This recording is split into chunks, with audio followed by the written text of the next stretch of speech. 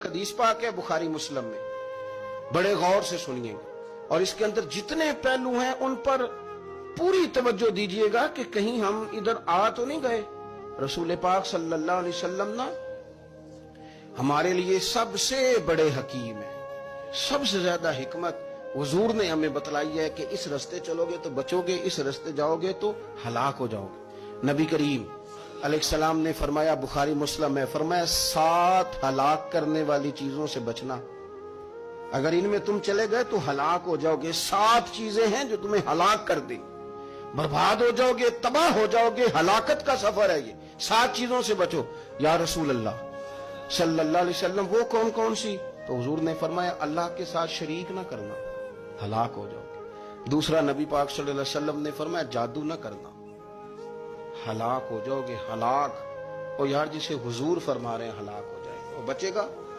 نبی پاک صلی اللہ علیہ وسلم نے تیسرے نمبر پر فرمایا، جس شخص کے قتل کرنے کو اللہ نے حرام قرار دیا ہے اسے قتل نہ کرنا، ہلاک ہو جاؤ گے۔ چوتھے نمبر پر رسول پاک علیہ السلام نے فرمایا، سود نہ کبھی بھی کھانا، ہلاک ہو جاؤ گے، ہلاک۔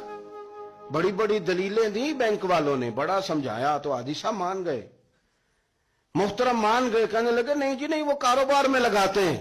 بڑے بھولے بالے ہیں ہم، پتہ سارا ہے۔ اور دیکھو سب کاموں کے باوجود مستقل بینکوں میں پیسے اس اکاؤنٹ میں رکھے ہوئے ہیں جہاں سے مستقل سود آتا ہے۔ حضور نے فرمایا، نہ کرنا یہ کام۔ تو کہتا ہے میں سود پہ پیسے لے کے کاروبار چمکاؤں گا، تیرے نبی پاک نے تو فرمایا تو ہلاک ہو جائے گا۔ تو کہتا ہے میں میل لگاؤں گا، حضور نے تو فرمایا ہلاکت ہے۔ تو کہتا ہے میں بڑا کچھ کر جاؤں گا تو ہلاکت ہے۔ اچھی طرح سمجھ لیں، اصل مال بھی ضائع ہو جاتا ہے اس بندے کا جو سود کا مال ملا لیتا ہے، اصل برکت بھی اڑ جاتی۔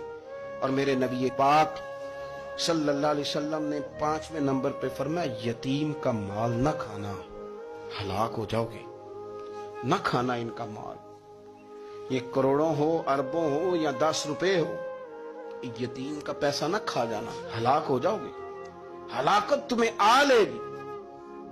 اور پھر 6 نمبر پر نبی پاک علیہ السلام نے فرمایا، کفر سے جہاد ہو رہا ہو تو کبھی پیٹ پھیر کے بھاگنا نہ، ہلاک ہو جاؤ گے۔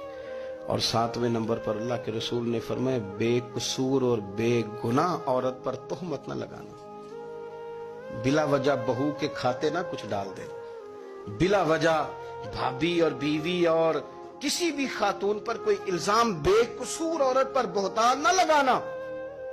مار مار کے ایک شخص نے بحال کر دیا بیوی کو، اور بعد میں پتا چلا کہ جی مجھے شک ہے تعویذ کراتی ہے۔ کیا آپ کی سوچ ہے؟ مسلمان اللہ کو ماننے والا، اور اس باتوں پر الزام لگائے گا تعویذ کرا کے لاتی۔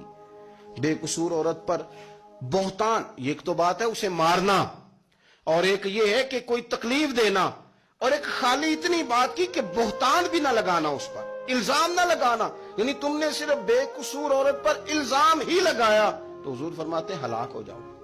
یہ ہلاکت والا کام ہے، لیکن ہم بغیر سوچے سمجھے کہہ دیتے ہیں اس نے کہا ہے، اس نے کیا ہے، یہ کرتی ہے، یہ کام نہیں کرے۔ یہ 7 وہ چیزیں ہیں جو ہلاک کر دیں گی۔